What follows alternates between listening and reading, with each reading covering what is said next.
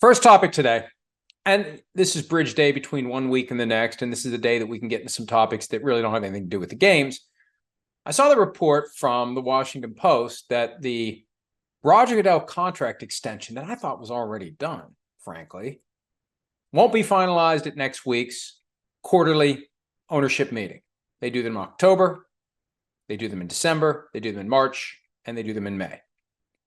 Now, there was a report from Shefty back in March that the deal was basically done. And then it wasn't. And then it hasn't been. The commissioner was asked about it at the draft in late April, and he had kind of a blunt matter of fact, hey, if it doesn't happen, it's been fun. I feel like as time goes by, it gives him more leverage in whatever the remaining sticking points are, because clearly there's something that's keeping this from being finalized. There's something he wants that they won't give him. Or there's something they want that he won't agree to do. But he's been doing the job since 2006. I can't imagine that all of a sudden the owners are showing up with some new list of duties that the commissioner says, yeah, you know, I'm sorry, but I'm not willing to take on the extra obligation. This comes down to, common sense would suggest, whatever he's getting paid, some other term regarding his compensation now or in the future. And it's not done. And he's in no rush to do it. Now, from his perspective, you could look at it and say, I can dig in, because what else are they going to do? Hire somebody else? They'd have to start at square one. Who would they get? What would they do? How would they replace me? Look at everything I've done for the league since becoming the commissioner some 17 years ago. That's one way to view it. The other way to view it would be from the league's perspective. And remember when the Ray Rice stuff happened? And there was, for a little while, kind of a sense that maybe Goodell would be out.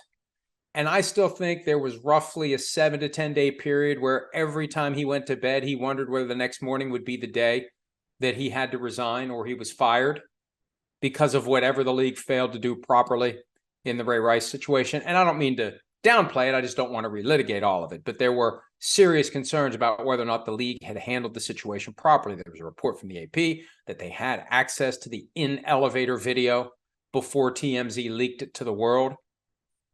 And the argument was, how could you have not taken more swift and stern action against Ray Rice given what we saw? Then the other side of it is, even if they didn't have the video, we kind of knew what happened. Did we really need to see it?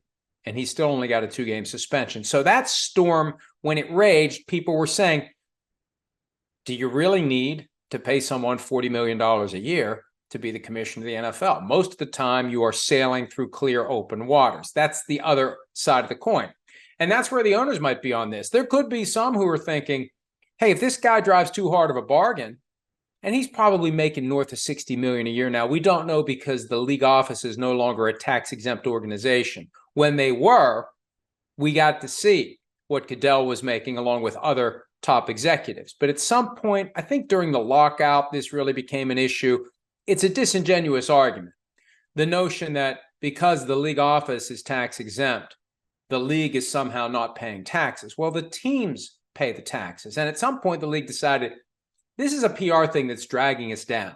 It's really not much of a difference. It's not much of a savings to pass the money through and pay taxes from the league office as a trade association to the 32 teams. So they just decided, screw it, it's not worth it. And one of the things they're able to do now is completely conceal whatever the commissioner makes. So we don't know what he's making, but whatever it is, let's say it's 60. There's probably some owners who think we could find somebody to do it for 20. 20 is pretty damn good. Or we can find somebody to do it for 10. I think the head of the NFLPA is in the range of 3 or 4. Look at that imbalance. So that's the question from the league's perspective. If they would just stare him down and not blink, and he wouldn't take their best offer, whatever it is, and he's just out as the commissioner, what do you do? Who do you hire? Who do you give the job to? Do you bump someone up internally? Do you go out and hire somebody from the outside? I have heard names rattle around like Condi Rice and Kevin Warren as potential future commissioners. People talk about Troy Vincent from time to time, Brian Rolap.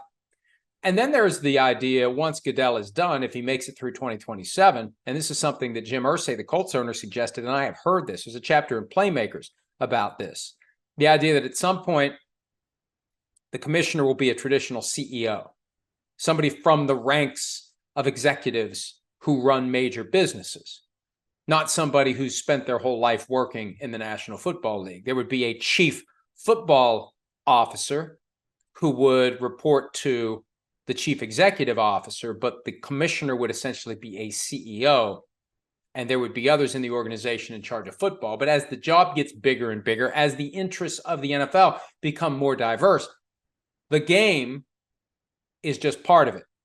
There's so much more to the business around playing football games that the time possibly has come for someone other than a football lifer to get the job. And that's what Goodell was, a guy who showed up in the early 80s with the aspiration of eventually becoming commissioner. Got to respect the hustle. Guy had a dream. He chased it. He got it, and he held it for 17 years and maybe 3 or 4 more, depending upon this contract. So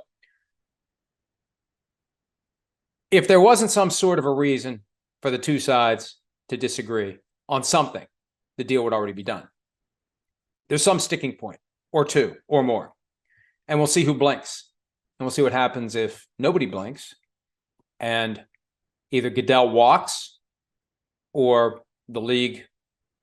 I mean, in theory, they could just say, we're not giving you a contract at all. They could change their mind. If he doesn't accept what's on the table, they could just yank it and you're just done. And we'll go find a different commissioner. They can do whatever they want to do. And they often do whatever they want to do. We'll find out what they do at some point in the coming months. But the contract expires, I believe, in March. 3-year extension that would take him from March of 24 to March of 27. We'll see if that happens. Hi, it's Mike Florio. Thanks for watching PFT on YouTube. Hit subscribe for the latest news and analysis from Pro Football Talk.